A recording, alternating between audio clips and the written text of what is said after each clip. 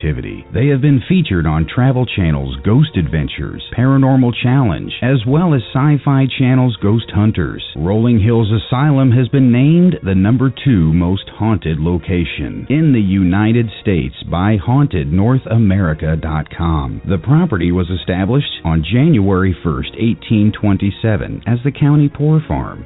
Throughout the years, it is operated as a poor farm, infirmary, orphanage, tuberculosis hospital, nursing home, and more. Past residents and inmates consist of widows, orphans, physically disabled, mentally unstable, murderers, and more. Over 1,700 bodies are buried in unmarked graves, and hundreds more deaths went undocumented. Rolling Hills Asylum is known for a plethora of phenomena, including disembodied voices, doors slamming, footsteps, sounds of furniture moving, full-body apparitions, shadow people, ghostly touches, and numerous Class A EVP. Rolling Hills Asylum proudly offers historical and flashlight tours, 4- and 8-hour public ghost hunts, 8- and 9-hour private ghost hunts, and more, by appointment or pre-booking only. For more information, please visit www.rollinghillsasylum.com. That's www.rollinghillsasylum.com. Or give them a call, 585-502-4066. That's 585-502-4066. Rolling Hills Asylum. What are you doing this weekend? We now rejoin a typical paranormal investigation, already in progress. Welcome back, friends, to hour number 6 of our one-room colonial farmhouse investigation. We have a new group joining us, so let's get right to it. Sir, would you like to ask a question? If there's someone here with us, can you please give us a sign of your presence? Very good, very good. And you, young lady, I see you have some dowsing rods there. Can you cross these for yes and separate them for no? Well done. And you there in the generic black shirt group t-shirt, is there something that you'd like to know? Yeah. How was them pull-up chicks in the sack? Tired of the same old boring paranormal shows?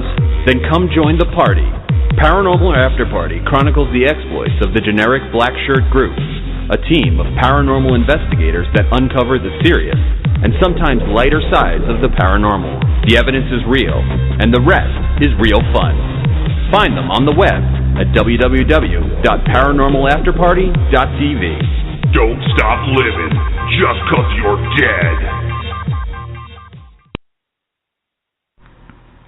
The Caring Coaching Center is a proud sponsor of D.T.M Wicked Radio Network. What would it mean to you to have better health, more energy, more vitality, and an all-around better life? At the Caring Coaching Center, our mission is to be your partner in helping you reach your health, fitness, and lifestyle goals. We do this through a dynamic 6-month program that helps our clients reach their goals and their full potential. And it all starts with a free, no-obligation, 50-minute health history consultation. Just visit us at the www.thecaringcoachingcenter.com to schedule your free consultation today. Or you can go to www.dtmwickedradio.com, click the sponsor page, scroll down to the Caring Coaching Center tab, click on the tab and open up to the website to start your free consultation today. It's all here on dtmwickedradio.com. All right, rock soldiers, listen up. This is J.W. Street of Hellraiser, and we're locked and loaded right here on D.T.M. Wicked Radio. Crank it up!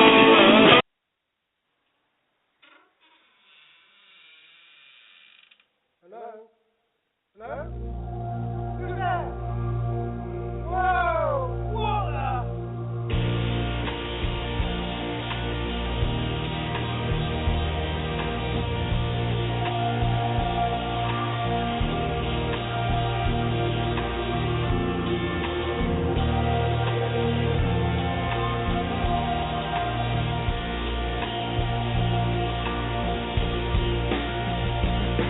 There's a ghost on the stairs.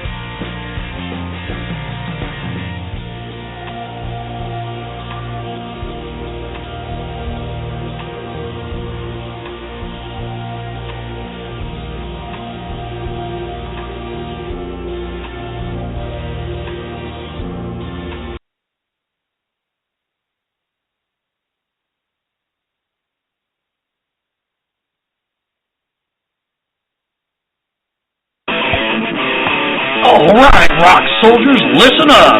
This is J.W. Street of Hellraiser, and we're locked and loaded right here on D.T.M. Wicked Radio. Crank it up!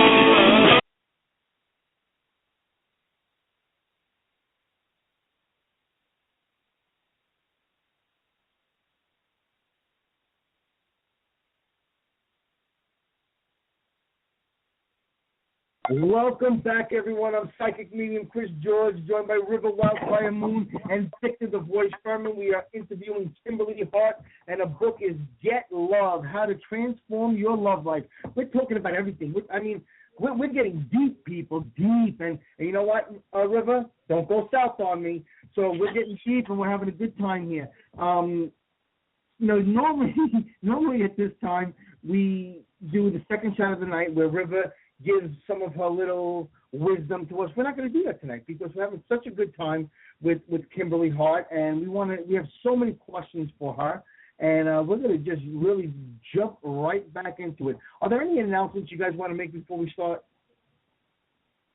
I have an announcement to make. Go ahead. You're not pregnant, are you? No, but I've been given permission by the boss to travel up to Salem Con next week. So I'm actually going to be with the D.T.M. family up at Salem Con at the Hawthorne Hotel in Salem, Massachusetts. Who are you going with? Are you going with your wife? Myself. No. You're going with Psychic Medium Chris George. That's who you're going with. You have to be back on Saturday. I can't come back on Saturday. I'm going up Friday and spend the weekend. Maybe I could change it. What's that? How could you go without me, Victor? Because I'm just going. I'm entitled to. I get no respect. Never can talk to us. Chris, we talked about this last night. There's no way you could get back by Saturday. Yeah, but all I know is I get no respect, okay? My mother gives my brother the prime rib and gives me the hamburger. She gives my brother-in-law 20 shrimp, and I get 3 of them. You're going to Salem without me. I get no respect, none whatsoever. Anyway, I won't forget this. Chris, can I ask you a question? Have you gone places without me? No. That's besides the point. No. That's Never. Okay.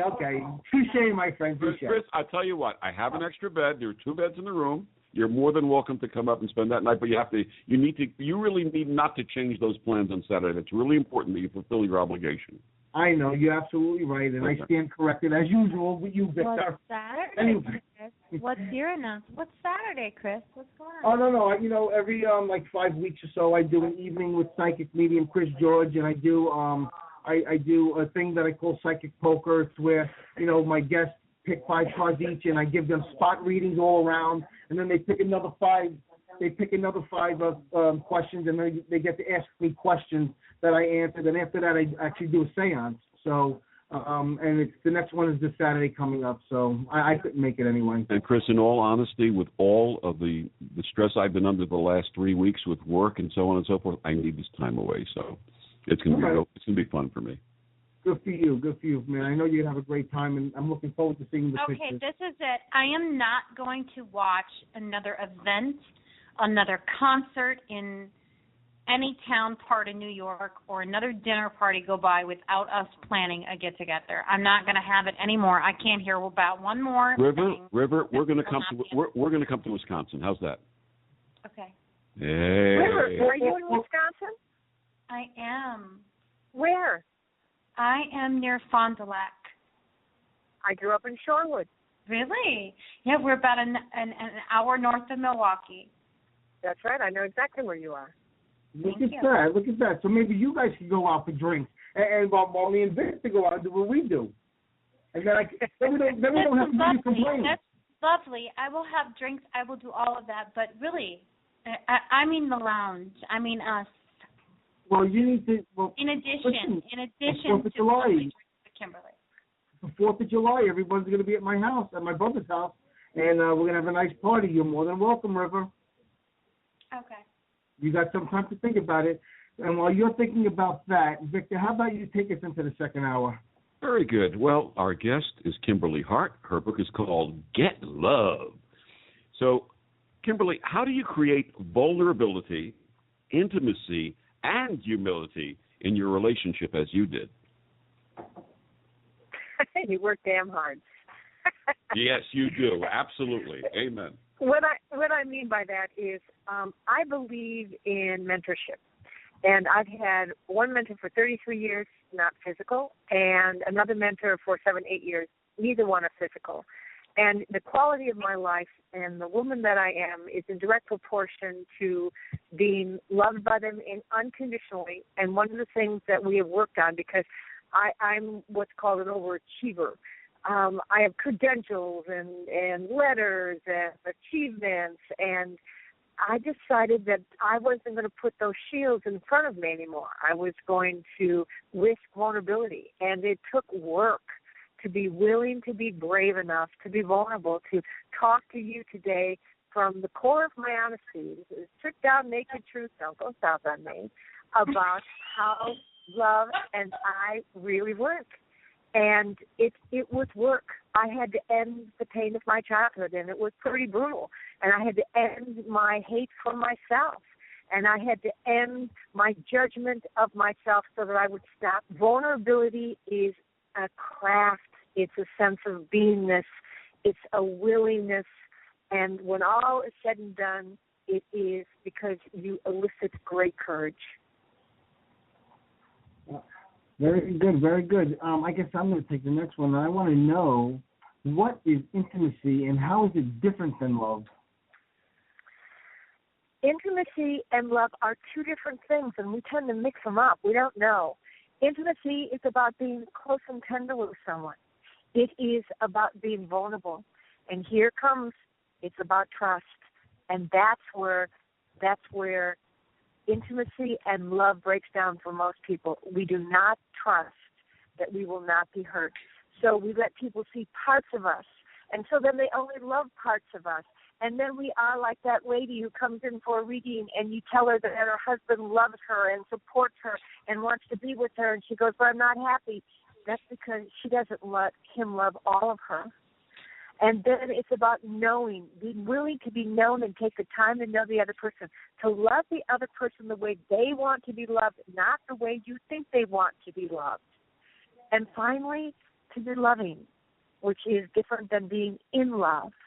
And that's what intimacy is, and it takes skill. It's not something adolescents really do well. It's not something people, regardless of their age, who stay in adolescence do well. You have to be conscious. You have to be perceptive. And most of all, it has to be fun. Getting to know someone is an adventure. Being vulnerable is an adventure. I love being an adventure. When I need to be courageous, I picture myself as a swashbuckling female pirate that goes out to the world and loses sight from the shore and just goes out and does it. And each one of us can form a metaphor of who you want to be. And for me,